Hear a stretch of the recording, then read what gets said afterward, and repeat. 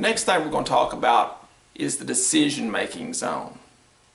And essentially what we're going to do during the decision-making zone is we're going to walk around the table outside of a shadow that's cast onto the floor from the light that's above the table. You'll notice there's a shadow that runs outside the side of the pool table. We want to always stand outside of the shadow whenever we're making decisions about how to run the balls. If we stand up too close to the table, we can't see the relationship from one ball to another. If we stand too close, we may only be able to see one or two balls at a time. The further we stand away, it allows us to see the entire table and how one ball is going to maybe interact with another as we attempt to run those balls. So, first thing, stand outside the shadow, and then we're going to ask ourselves 3 questions. We're going to pick up the chalk, and this is a trigger that we are in the thinking zone. This chalk is like your brain. You're not allowed to think unless you have it in your hand. Once you have it in your hand, you're going to ask yourself, what angle do I have on the shot at hand? What speed do I need to hit it with to get to the next ball? And what spin do I need to use? And you'll notice that makes up the acronym ASS, A-S-S.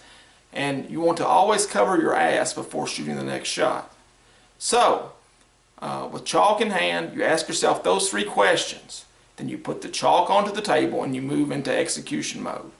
And once you do that, and you execute the shot, then you pick up the chalk again and the process starts over. I'm going to demonstrate now and hopefully run these 4 balls using the thinking zone in relation to the other things that we've learned in the class thus far. So the first thing we're going to do is we're going to stand outside the shadow, chalking in, as we're chalking the cue. You'll note that the 1 is laying near the corner pocket up there. And I'm going to have to cut the 1 ball slightly to the right. To get on the 2 ball, I want to use low left spin with a medium speed, so I can stay fairly close to the 5, so I can make the 5 and then swing back down for the 9. So, that's what I'm going to do. My angle is a cut shot to the right, the speed is a medium speed, the spin is low left. Once those decisions have been made, I place the chalk onto the table and I'm not allowed to think anymore. If I get down on the shot and I start thinking that maybe I did it the wrong way, then I must get back up, put my brain back in my hand, which is the chalk, and start the thought process over again. I'm not allowed to think once I'm down on the shot. But again, my decisions have been made, so the chalk goes down. I'm going to use my cue as a measuring stick. I'm going to get down on the shot, practice strokes. 1, 2, 3, 1, 2, 1, 2, 3, 4. Now, I'm going to get back up, put my chalk in my hand because I've got to reevaluate the situation. Here you'll note that I have a straight in shot. Just need to hit it with a medium speed, because if I stop, I'm going to be above the 5 and swing back down for the 9. So, angle, straight in, speed to medium speed, spin below center to stop that cue ball. Again, I'm standing outside the shadows, that way I get a complete perception of what's going on. Thought process is over, chalk goes down, get my distance, look at the contact point as I come down. Practice strokes. 1, 2, 3. 1, 2. 1, 2, 3, 4. Get up off the shot, pick up my brain. Thought process is going again. So I'm standing outside the shadow. I notice I have a left cut on the 5 ball. I have a natural angle to swing down if I hit the cue ball below center, or just even a center ball will suffice, with just a slow to medium speed. Once those decisions have been made, I'm going to put my chalk down, get my distance, practice strokes. 1, 2, 3. 1, 2. 1, 2, 3, 4.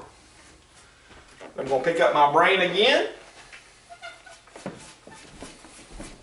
Start the thought process over.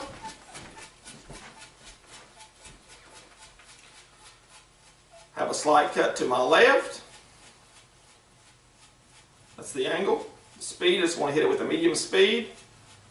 Spin, just a center ball hit. Once those decisions have been made, chalk goes down. I move into my firing order.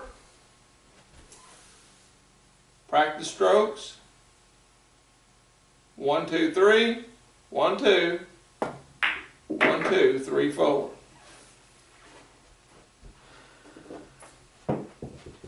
As you can see, I went through the thought process and I used the mental zone to think about what I'm going to do before each shot. You need to do that over and over and over again.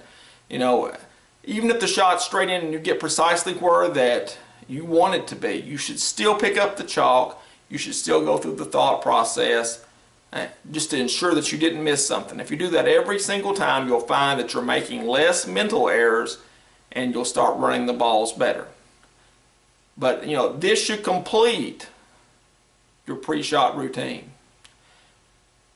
You know, first of all, you got your mental zone outside the shadow. After that, you go into angle, speed, spin with your chalk in hand. Then you put your chalk down. Once your chalk's put down, use your cue as a measuring guide to make sure your head's in the right place. You walk up to the shot, and then you're going into execution mode. 1, 2, 3. 1, 2. 1, 2, 3, 4. Now, during an actual game, what you're going to want to note is when you're actually playing, it really won't be 1, 2, 3, 1, 2, 1, 2, 3, 4.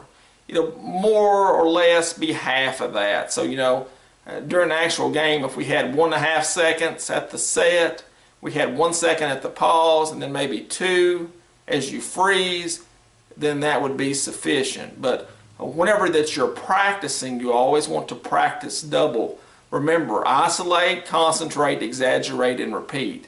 And here we're exaggerating the amount of time we want to spend on each part. That way, whenever we go to actual play, that we'll have sufficient time in there to get the result that we want. If you have questions, give me a call or shoot me an email. I'll be glad to talk with you about this in more detail if you need further assistance. Thanks.